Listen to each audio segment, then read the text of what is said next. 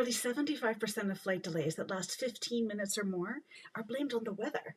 Yeah, this is what the FAA found for flights between 2017 and 2023. But sometimes airlines use weather as an excuse to avoid compensating passengers, even when safety isn't really the issue.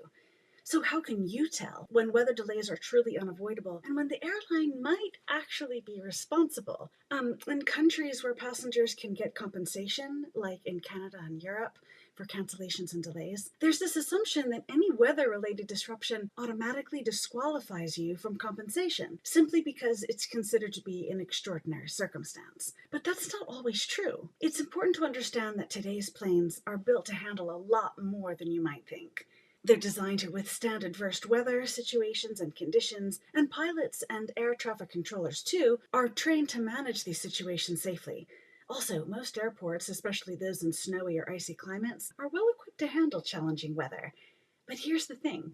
Snow in Denver or fog in San Francisco isn't exactly extraordinary, is it? I mean, it's expected. So when airports and airlines are prepared for these situations, flight disruptions can usually be avoided. So yes, weather can sometimes count as an extraordinary circumstance, but the devil's really in the details. You know what I mean?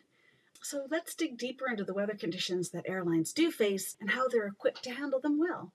Okay, thunderstorms. Thunderstorms bring challenges like wind shear and hail and microbursts and icing, which can all be serious safety threats. But not all thunderstorms are created equal. When a storm is too big or too severe, operations might need to stop for a while. But that said, airlines have advanced tools and processes to minimize disruptions caused by these storms. Here's what they do, for example. They build scheduling buffers to account for potential delays, and they use advanced weather forecasting tools that create the safest flight plans for them. Air traffic control works with these different controls and processes to prioritize takeoffs and landings, and this reduces congestion. And they use software to optimize crew and resource distribution so delays don't spiral out of control.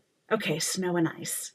Snow and ice are seasonal, but they're also geographical. Airports in snowy regions, like Canada, are usually equipped to handle winter weather because they've got plenty of snow plows and de-icing fluid to work with. But when snow hits a city unaccustomed to it, well, that's when things start to unravel a little bit.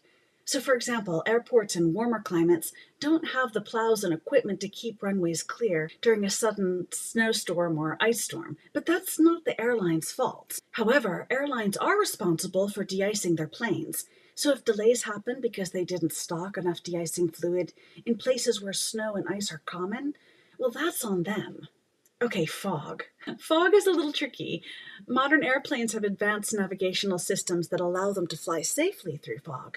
But takeoff and landing, it's kind of another story. You see, when visibility drops below around 2,000 feet, airports activate low visibility procedures, LVPs. This slows everything down, so refueling, baggage handling, taxiing, and even takeoffs and landings.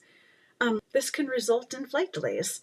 Some airports like San Francisco are notorious for fog-related disruptions. According to a December 2024 study, 42.3% of San Francisco's delays during holiday months over the past 5 years were weather-related. December was the worst month, with 50.5% of delays being weather-related. Anyway, to handle this, airlines schedule longer turnaround times and use planes equipped with advanced landing systems. But let's be clear, fog delays aren't always avoidable. Here's where things get really murky. In Europe, the UK, and Canada, airlines must compensate passengers for delays over 3 hours long, unless extraordinary circumstances are at play. But some airlines misuse severe weather as a blanket excuse to dodge responsibility. So while safety is definitely always a priority, airlines also have tools and policies to minimize delays. This makes it kind of hard to distinguish genuine safety concerns from airline mismanagement. So if weather disrupts your flight, here's what you should do. First, ask the airline for a written explanation of what caused the delay or cancellation. You can use apps like FlightAware to check to see if severe weather is actually affecting flights. Also, take screenshots of weather reports that show the date and time so you could use this for compensation later.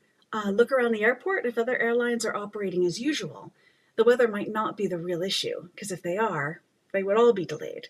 Document everything you observe, and if you want to file a compensation claim, you'll want to have all of this documentation ready. You'll need it for the claim for sure as supporting evidence, because this is one of the things that airlines really like to go up against and say, you know, we didn't have any way of avoiding this, and so we're not going to pay you compensation. I'd also like to hear from anybody who works for airlines, pilots, air traffic control, or airports, to hear what you think about this. If you've got any input, weather delays on, you know, what the airports do and how they manage it. So anyway, well, thank you for watching, and I hope you'll give us a like and a subscribe.